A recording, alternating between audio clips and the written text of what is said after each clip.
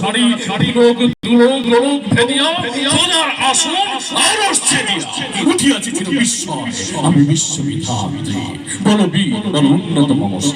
এটা হলো বিজয় কবিতার আবৃত্তি, তাই না? এটা পারবে একজন পুরুষ।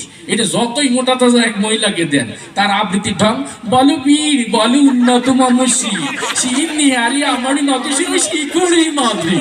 এসে আর বেশি পারবে এরা? তাহলে আল্লাহ তাআলাই যেখানে আলাদা করে দিয়েছে সেখানে নারী পুরুষ এক হওয়া সম্ভব? পুরুষের শক্তি আলাদা, নারীর শক্তি আলাদা। আর একটা উদাহরণ দেবো, তাদের আর একটা সমস্যা আছে, তারা কোনো সময় চুপ থাকতে পারে না।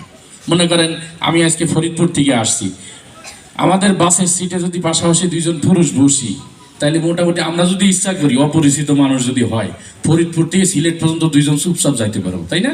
কেউ কারোর সাথে কথা বলবো না। যদি দুইজন ওঠে, মাতারি ওঠে, তাইলে দেখবে যে বাস ছাড়া 2 মিনিট পরেই শুরু হবে, আপা আপনি কোথেকে এসেছেন, আপনার বাসায় কোথায়, শুরু হয়ে গেল গল্প। বাস গন্তব্যে যাওয়ার আগ পর্যন্ত এরা দুইজন প্রাণের বান্ধব হয়ে গেছে। দেখা যায় বাসের তার নামে না, কাইন্দে দিয়েছে, আপা আপনাকে খুব মিস করবো। তাহলে এই একটা অবস্থা, ওরা চুপ থাকতে পারে না 1 মিনিটও, ঠিক না?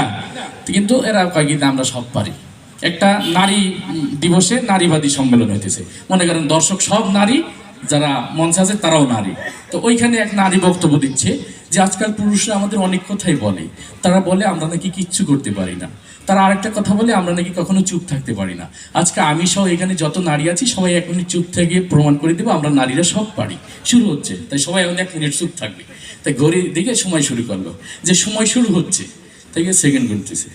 এখন চুপ করে রয়েছে, মোটামুটি 10 সেকেন্ড গেছে এইভাবে।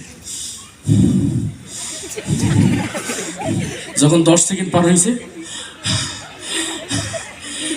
যখন মোটামুটি 20 সেকেন্ড পার হয়েছে,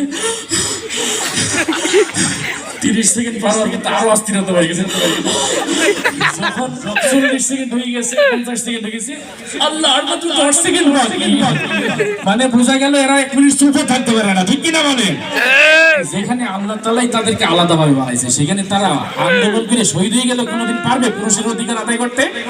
এই কারণে ইসলাম শান্তির ধর্ম। ইসলামের শান্তি, নারী তুমি নারীর মতো থাকো, পুরুষ তুমি পুরুষের মতো থাকো। কোনো পুরুষ হয়ে যদি নারী সাজতে চায়, সেও যেমন বঞ্চিত হবে, সে দিন থেকে বঞ্চিত হবে, জান্নাত থেকে বঞ্চিত হবে, এবং সমাজ থেকেও তাকে বঞ্চিত করতে হবে, ঠিক কিনা বলেন?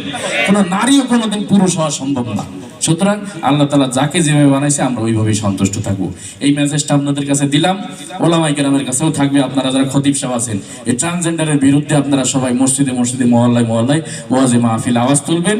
এদের বিরুদ্ধে এখনই আন্দোলন না করলে একসময় দেখবেন যে এই এখন তো বইয়ের 2 পৃষ্ঠায় খালি লেখছে, আস্তে আস্তে দেখবেন যে ধর্ম বই পুরোটাই ট্রান্সজেন্ডার দিয়ে বেরিয়ে গেছে। তাই সময় আসার আগে আমাদের সবাইকে সচেতন